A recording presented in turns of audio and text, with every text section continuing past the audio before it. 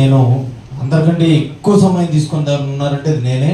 కానీ మళ్ళీ మాట్లాడమని మైక్ ఇచ్చినందుకు ధన్యవాదాలు తెలియజేస్తూ, ఈ సినిమాలో నల్ల రమేష్ గారు నాకు చాలా క్లోజ్, చాలా సన్నిహితుడు. ఎందుకంటే ఎన్నో సంవత్సరాల నుంచి ఆయనతో కలిసి ప్రయాణం చేసినటువంటి మా రాముడు వసంత్ గారు లాంటి వాళ్ళ కంటే కూడా ఆయన నేను ఎక్కువ తెలుసుకున్నానేమో అని అనుకుంటాను నేను. ఎందుకంటే అంత క్లోజ్ ఆయన. శివ, నువ్వు ఈ సినిమాలో మన సినిమాలో మంచి క్యారెక్టర్ చేస్తున్నావు అని చెప్పానంటే, నేను బేసికల్గా మిమిక్రీ ఆర్టిస్ట్ని కూడా కాబట్టి నేను మంచి క్యారెక్టర్ అంటే మంచి డైలాగ్స్ ఉంటాయి, బ్రహ్మాండంగా చెప్పొచ్చని ఎస్వి రంగారావు ఏం దురభిమాన దుర్యోధన ఆ భీముని భీషణ వాక్కులు నీకు పెడయకాల భరోధ గజముడైన ఇష్టముడైనవి కదూ ఆ యుధిష్ఠిర ఉపశమన బోధులు నీ విహితులు దుద్దు నీళ్ళు చేయ మారణాకాశములైనవి కదూ. ఈ విధంగా ఊహించుకున్నాను. అయిపోయింది. అక్కడికి వెళ్ళిన తర్వాత చూస్తే నీకు ఏమున్నాయి మాట్లాడాల్సినటువంటి, నేను ఎలా మాట్లాడాలో ఎప్పుడు అంతకుముందు నేను మాట్లాడినటువంటి ఒక క్యారెక్టర్ని చేయనటువంటి నేను ఊహించలే నేను.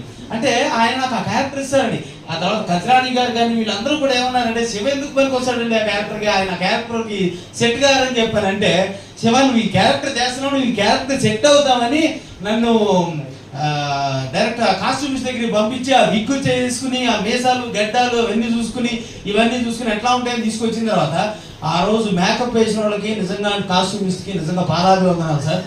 నేను ఇంటికి మేకప్ వేసుకున్న తర్వాత వీడియో కాల్ చేస్తే నా కూతురు కొడుకు నన్ను గుర్తుపట్టలేదు సార్. నేను అమ్మండి అసలు నా కూతురు కొడుకు నన్ను గుర్తుపట్టలే, ఆయన గుర్తుపట్టలే మా ఆంజనేయుడు గారు.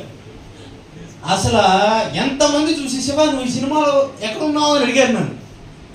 అసలు అద్భుతమైనటువంటి క్యారెక్టర్, అంత విరనిజం నా ఫేస్లో నుంచి అట్లా చూడటానికి మంచిగా సంస్కారవంతమైన పిల్లలు త్రిపుల్ డిటర్జెంట్ సోపులా కనపడుతుంటాను నేను అందరికీ మామూలుగా.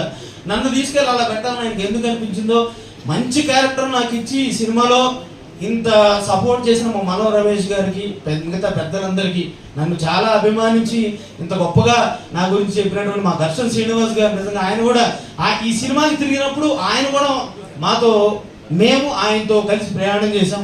అట్లాగే మా మాణిక్ గారు, మిగతా పెద్దలు అందరికీ కూడా, మా కజ్రాణి గారు ఆ రోజు వద్దని ఆయన అన్నుండొచ్చేమో కానీ నన్ను ఉండి నా డైలాగ్ డెలివరీ ఎట్లా ఉండాలి అంతా నడిపించింది ఆయనే. అలా ప్రతి ఒక్కరికి కూడా ధన్యవాదాలు తెలియజేసుకుంటూ, నిజంగా సినిమా రిలీజ్ చేయలేనటువంటి పరిస్థితి అన్నాము. ఆ పరిస్థితి వచ్చినప్పుడు చాలా మంది ఇందాక చెప్పారు, మా మా మా రాముడి వసంత్, లేకపోతే మా శివ, లేకపోతే మా జీవి గారు, వీళ్ళందరూ ఉండారు, నాకు హెల్ప్ చేశారు అని చెప్పని అన్నారు. కానీ నిజంగా ఆ గొప్పతనం చేసిన ఎవరిది కాదండి, ఆయనదే.